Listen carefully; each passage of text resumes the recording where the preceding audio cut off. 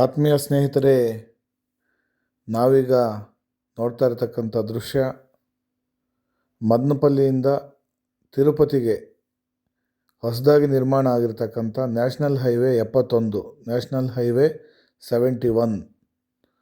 ಸ್ನೇಹಿತರೆ, ನಾನು ನಿಮ್ಮ ಜಗದೀಶ್ ಮಾತಾಡ್ತಾ ಇದ್ದೀನಿ. ದಯವಿಟ್ಟು ಇದುವರೆಗೂ ನನ್ನ ಚಾನಲ್ಗೆ ಸಬ್ಸ್ಕ್ರೈಬ್ ಆಗಿಲ್ಲ ಅಂದರೆ ದಯವಿಟ್ಟು ಸಬ್ಸ್ಕ್ರೈಬ್ ಆಗೋದಕ್ಕೆ ತಮ್ಮಲ್ಲಿ ಮನವಿ ಮಾಡ್ತಾ, ಸ್ನೇಹಿತರೆ, ಅದೊಂದು ಕಾಲ ಇತ್ತು. ಮದನಪಲ್ಲಿಯಿಂದ ತಿರುಪತಿಗೆ ನಾವು ಪ್ರಯಾಣ ಬೆಳೆಸೋದು ಅಂದರೆ ಅದೊಂದು ದೊಡ್ಡ ಯಾತ್ರೆ ಮಾಡ್ದಂಗೆ. ಯಾಕಪ್ಪ ಅಂತಂದರೆ ಸುಮಾರು ಮದನಪಲ್ಲಿಯಲ್ಲಿ ಏನಾದರೂ ನಾವು ಬಸ್ನಲ್ಲಿ ಪ್ರಯಾಣ ಮಾಡೋದಾದರೆ ತಿರುಪತಿಗೆ ಕನಿಷ್ಠ 4ರಿಂದ 5 ಗಂಟೆ ಸಮಯವನ್ನು ತಗೊಳ್ತಾ ಇತ್ತು. ಒಂದು ವೇಳೆ ನಾನ್ ಸ್ಟಾಪಲ್ಲಿ ಹೋದರೂ ಕೂಡ ಕನಿಷ್ಠ 3 ಗಂಟೆ ಸಮಯವನ್ನು ತಗೊಳ್ತಾ ಇತ್ತು. ಇಲ್ಲಿ ಮಧ್ಯದಲ್ಲಿ ಅನೇಕ ಊರುಗಳು ಬರ್ತವೆ. CTM, ಕಲಿಕಿರಿ, ಪೀಲೇರು, ಬಾಕ್ರಾಪೇಟ, ರಂಗಂಪೇಟ ಮತ್ತು ತಿರುಪತಿ.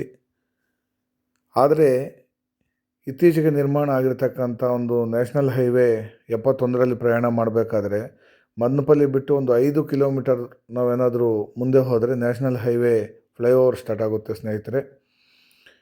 ಅಲ್ಲಿಂದ ಮೊದಲು ಪೀಲೇರ್ಗೆ ಹೋಗ್ಬೇಕಂದ್ರೇ ಅರ್ಧ ದಾರಿಯಲ್ಲಿ ಬರುತ್ತೆ. ಅಂದರೆ ಮದನಪಲ್ಲಿ ತಿರುಪತಿ ಮಧ್ಯದಲ್ಲಿ ಪೀಲೇರ್ ಬರುತ್ತೆ. ಈಗ ಮದನಪಲ್ಲಿ ಬಿಟ್ಟು ಪೀಲೇರ್ ಯಾವಾಗ ಬರುತ್ತೆ ಅಂತಲೇ ಗೊತ್ತಾಗಲ್ಲ ಸ್ನೇಹಿತರೆ. ಒಂದು ಅರ್ಧ ಗಂಟೆ 3/4 ಗಂಟೆ ನಾವು ಚಲಿಸೋಷ್ಟಕ್ಕೆ ಪೀಲೇರ್ ಬಂದುಬಿಡುತ್ತೆ ಸ್ನೇಹಿತರೆ. ಒಂದು 20 ಕಿಲೋಮೀಟರ್ ಡಿಸ್ಟೆನ್ಸ್ ನಾವು ಪ್ರಯಾಣ ಮಾಡಿದ್ದಾದಮೇಲೆ ಒಂದೇ ಒಂದು ಟೋಲ್ ಸಿಗುತ್ತೆ. ಆ ಟೋಲ್ ಬಿಟ್ಟರೆ ಮತ್ತೆ ಮಧ್ಯದಲ್ಲಿ ಇನ್ಯಾವುದೂ ಕೂಡ ತಿರುಪತಿವರೆಗೂ ಯಾವುದೇ ಟೋಲ್ ಸಿಗೋದಿಲ್ಲ ಸ್ನೇಹಿತರೆ. ಇಲ್ಲಿ ಏನಪ್ಪ ಆಗಿದೆ ಅಂದರೆ ತಿರುಪತಿವರೆಗೂ ಕೂಡ ಇದು ಇನ್ನೂ ನಿರ್ಮಾಣ ಆಗಿಲ್ಲ.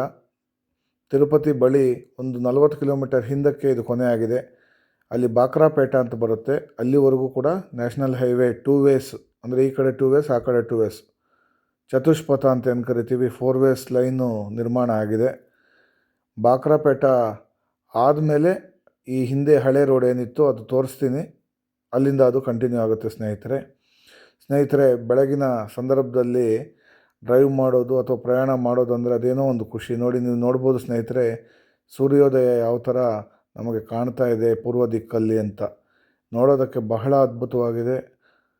ನೇರವಾಗಿ ನೋಡಿದ್ರೆ ಅಂತೂ ಇನ್ನೂ ತುಂಬ ಸಂತೋಷವಾಗುತ್ತೆ. ಆಕಾಶ ಪೂರ್ತಿ ಹೊಂಬಣ್ಣದ ಒಂದು ಬಣ್ಣವನ್ನು ಹೊತ್ತುಕೊಂಡು ನಮ್ಮ ಕಣ್ಣು ಮುಂದೆ ಕಂಗೊಳಿಸ್ತಾ ಇದ್ದರೆ ಆ ಪ್ರಯಾಣನೇ ಒಂದು ಮಜಾ ಕೊಡುತ್ತೆ. ನೀವು ನೋಡ್ಬೋದು ಸ್ನೇಹಿತರೆ, ನಮ್ಮ ಎದುರುಗಡೆ ಸೂರ್ಯ ಯಾವ ಥರ ನಮ್ಮನ್ನು ಕೈ ಬೀಸಿ ಕರೀತಾ ಇದ್ದಾನೆ ಅಂತ ಹೇಳಿಬಿಟ್ಟು ತುಂಬಾ ಖುಷಿಯಾಗುತ್ತೆ. ಮೊದಲಿದ್ದ ಪ್ರಯಾಣದಲ್ಲಿ ಅರ್ಧದಷ್ಟು ಸಮಯ ಈಗ ಉಳಿಯುತ್ತೆ ಸ್ನೇಹಿತರೆ.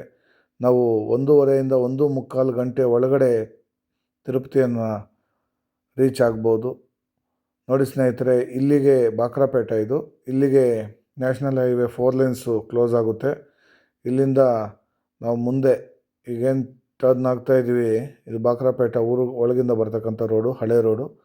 ಇಲ್ಲಿಂದ ನಮಗೇನು ಹಳೆ ಈಗ ಹಿಂದೆ ನಾವೇನು ಪ್ರಯಾಣ ಮಾಡ್ತಾಯಿದ್ವಿ ಸಿಂಗಲ್ ರೋಡು, ಇದು 2 ವೇ, ಅಂದರೆ 1 ವೇ ಅಲ್ಲ. ಇದು ಬರೋದು ಹೋಗೋದು ಎರಡೂ ಒಂದೇ ರಸ್ತೆಯಲ್ಲಿರ್ತದೆ. ನೀವೀಗ ನೋಡ್ಬೋದು,